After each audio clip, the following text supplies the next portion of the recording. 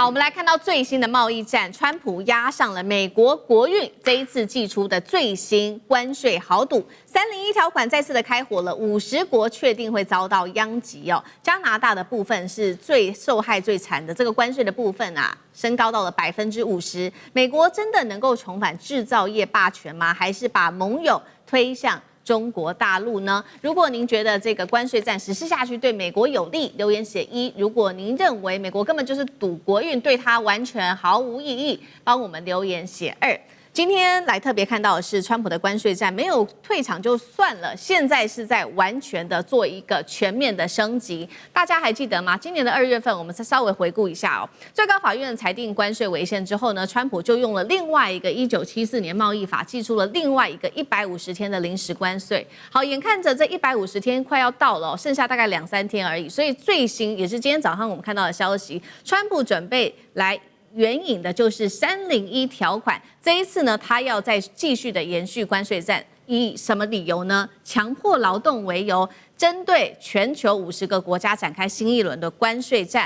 好，這個關稅戰當中呢，他也特別去強調了呢，不只是針對國家，也到了部分的產業。其中2個產業是我們今天節目要特別關心的產業，第一個就是學名藥的產業哦，第二個就是鋁產業。好，學名藥的產業的部分是這樣子，它會對這一些進口的學名藥課徵100%，甚至最高到200%的關稅，就是希望說，製藥也是不是能夠在美國自己來做哦？那麼另外就是鋁業了，它也希望能夠美國製造，所以接下來呢，鼓勵企業到美國去設廠，如果你願意的話，關稅就會從50%降到25%。表面上，川普是用這個關稅來逼各個全球的製造業回流到美國，但是另外一方面，他這樣做其實已經真的撕毀了他跟重要盟友之間的關係。這個國家就是加拿大，也是在這一次關稅戰當中似乎是受害最深的一個國家。趕快來看到細節，最新消息，美國對加拿大會加徵50%的關稅，涵蓋的範圍也非常的廣哦，一系列列出來給觀眾朋友在這邊看。那麼進一步，除了50%的關稅，還有第2個稅叫做野火關稅。那麼金融專家也開始做了警告，如果說這個50%的關稅全面真的在加拿大落實的話，接下來加拿大的經濟恐怕會造成他形容這個叫做毀滅性的一個重大打擊。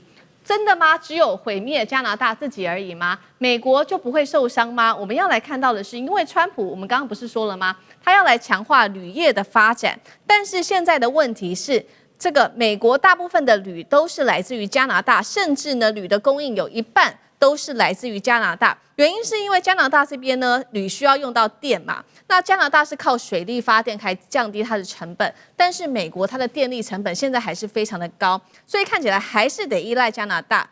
那麼在40年來，我們看到美國也都沒有辦法建立任何的大型的鋁製煉廠，所以現在真的可以自己做起來嗎？大家也打上一個非常大的問號。另外就是，一旦美加的關係受挫的話，是不是會影響到接下來加拿大的政治態度，會不會轉向中國大陸？因為現在有許多的專家也做了這樣的預估，這個問題等一下我們也會一起來看。好，先請教漢庭怎麼看上一輪的關稅戰？川普希望製造業回流，看起來是沒有達成。這一輪的關稅戰，他也希望祭出301，重建美國製造，真的可以解決嗎？另外就是目前美國的經濟壓力，有辦法靠關稅戰來解決嗎？漢庭怎麼看？可憐吶，現在川普完全就是為了面子死撐，難道他要放棄關稅嗎？難道他要公開的宣布關稅戰失敗嗎？不可能，那等於是公然的把自己上台的正當性給推翻了，也把自己過去自己少數能夠吹噓的政績給推翻，所以他不能承認自己有錯，只能夠一路走到黑，繼續告訴大家關稅好棒棒啊，那都是大法官亂搞，都是最高法院亂搞，所以呢，我要繼續幹。因為我們如果去看一下過去的數字啊，2025年他打完了貿易戰之後，美國的全球貿易逆差反而是增加了。2017年的貿易是5666億的逆差，到了2025年打完關稅戰之後啊，變成是9000億美元的逆差，越搞越多，而且呢，他心心念念的製造業回流，他希望我們能夠增加美國的就業機會，卻變成了製造業大逃亡啊！有多誇張呢？美國2025年關稅政策實施以來，製造業的崗位連續8個月減少，甚至呢，在2025年4月這所謂解放日實施的10個月內，製造業流失高達了89000個工作崗位。那相當於全美國有2800家的中型工廠倒閉。所以有沒有效？太有效，就是會讓大家發笑。那因為最後發現是什麼呢？根本不是什麼外國的這個出口商來付款嘛。紐約的聯邦準備銀行的研究，2025年的關稅基本上有90% 都是美國的企業跟消費者自己來承擔的。他收了多少錢？他確實是收了很多錢了，大約總共收了有2870億的美元。好了，你看我們一年增加了将近3000億美元呢。以前的關稅大概1個月才就是沒有很多。這相較增加很多錢，但這些錢90%都是美國老百姓自己出的，那到底有什麼用？那實際上你並沒有增加到額外的收入，反而是轉嫁給了消費者。而且大家都會採取報復性的關稅，更導致美國自己的出口也受到了阻礙。貿易戰不是單向的啊，美國關稅，那其他國家也會有報復啊，所以會讓美國的出口商自己苦不堪言，全球的貿易也陷入混亂。而且再來第三，這一種充滿不確定性的貿易政策，讓企業也不敢輕易的擴大投資。哈佛商學院的研究就指出，許多企業因為它貿易政策頻繁變動，它就取消了投資計劃。所以，川普用關稅沒有築起什麼美國製造的堡壘，而是一個阻礙全球貿易的壁壘，甚至也阻礙到了自己的順利連任。好，確實哦，現在看起來這個川普的關稅戰是不是真的有利於美國的經濟，再次的打上問號。那另外一方面，我們剛剛也說嘛，這個受傷最深的就是加拿大，2個關稅可能被課，一個是貿易戰的50%，另外一個叫做野火關稅。所以呢，加拿大現在非常生氣，也強硬的反擊。首先，加拿大這一位是安大略省的省長，他直接痛批說，除非美國撤銷對汽車跟鋼鐵的關稅，否則不會解除對於美國葡萄酒、烈酒的禁令。更批評川普是惡霸，他認為說加拿大這個時候我們不可以示弱，應該要站起來以實力談判。加拿大總理則是說，接下來的幾週他會跟川普來進一步討論可能的協議。再來以政治面來說，是加拿大的前副總理方慧蘭警告，美國過去80年是西方聯盟的核心，但是現在越來越多加拿大人質疑說，到底可不可以信任美國呢？甚至有許多的聲音現在也說，美國持續對盟友施壓，恐怕導致加拿大進一步倒向中國大陸。好，另外一方面，剛剛我們提到了嘛，現在美國這麼需要加拿大的鋁，但是他又希望能夠自產。如果真的做不出來的話，未來拿不到鋁，對於美國產業有哪一些重擊？那老師又怎麼看？我覺得这個加拿大實在是非常倒霉啊。這個我先跟大家解釋一下，什麼叫做野火關稅？你聽這個名字啊，就是說大概在上個禮拜吧，就是紐約華盛頓的話呢，空氣品質非常差了，就因為加拿大太大了，加拿大的夏天遇到了野火的時候，人根本沒有辦法滅火，就讓它自生自滅，一直等到雨下來了，就自己去過加拿大跟美國的話呢，就知道，因為加拿大那一帶的話呢，他們這個野火根本就不可能有人去處理，就這個長期來講，就到這段時間，然後那個川普他不懂。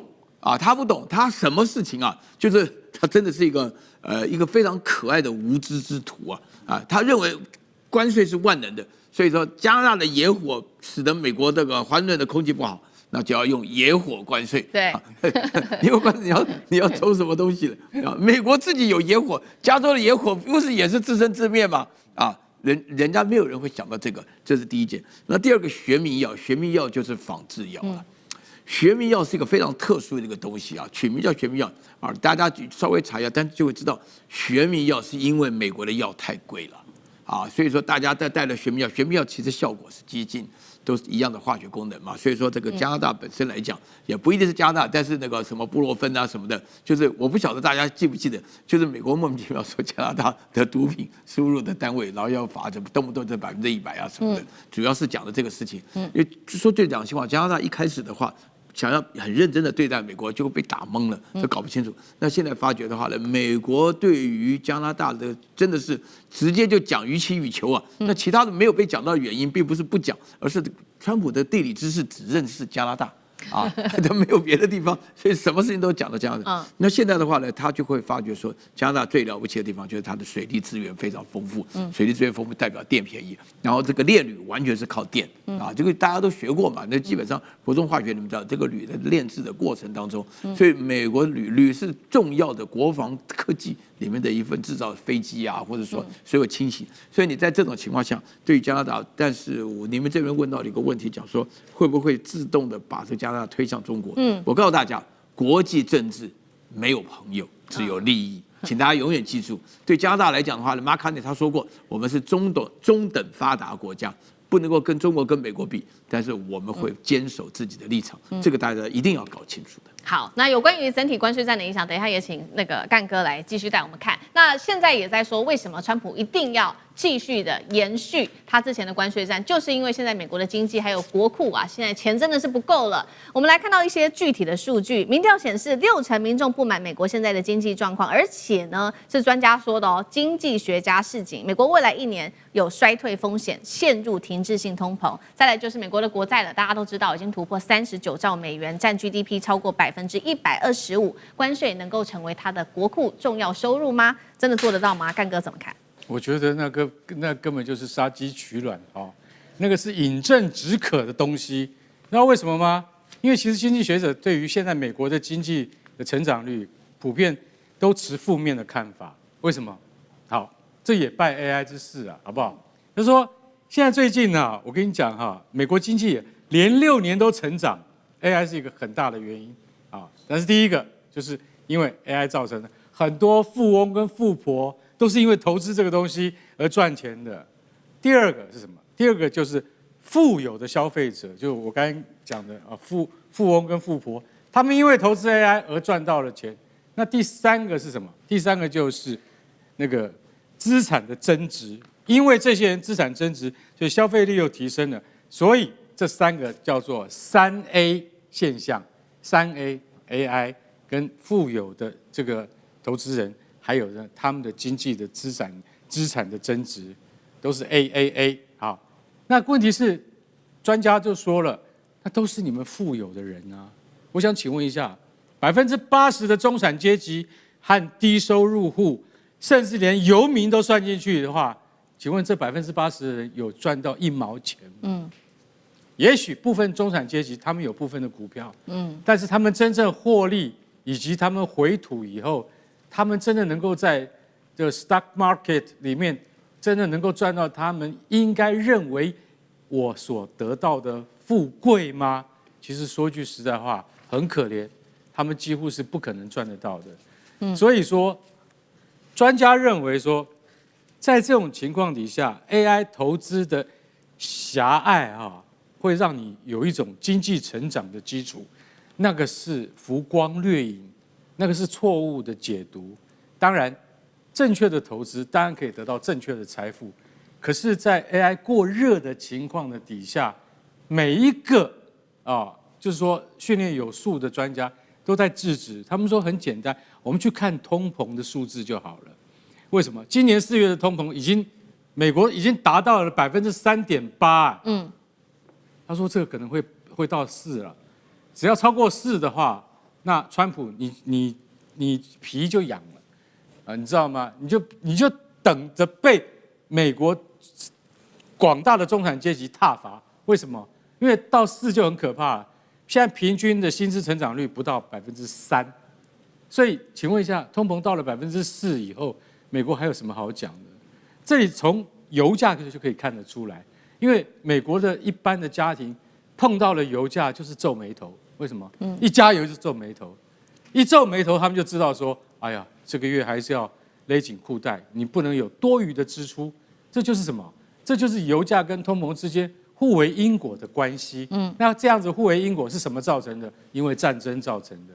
如果戰爭能夠在這個月之內結束的話，美國在期中選舉權的經濟可能還有救。但如果不能夠立即結束，因為至少還要3個月才能夠讓通膨回到可以被接受的數字，這就是專家告訴大家說，目前為止我們看不到川普想要終止戰爭，還想要跟加拿大爭重稅，那你就曉得美國的經濟會變成什麼樣子了。好，謝謝幹哥。那我們休息一下，馬上回來。觀眾朋友們，我們要開會員頻道啦！因應呢美中、中東還有印太的亂局，你看到的是新聞，我們看到的是背後誰在操控這個世界。加入會員可以取得獨家視角的通行證，你將優先取得更深的觀點判讀，包括了核心真相分析、歷史脈絡拆解、局勢推演邏輯。同時解鎖會員勳章、優先互動權、問題解析、幕後花絮，支持我們制作高品質的影片。點擊下方的加入鍵，一起成為戰友吧！我們會員頻道見。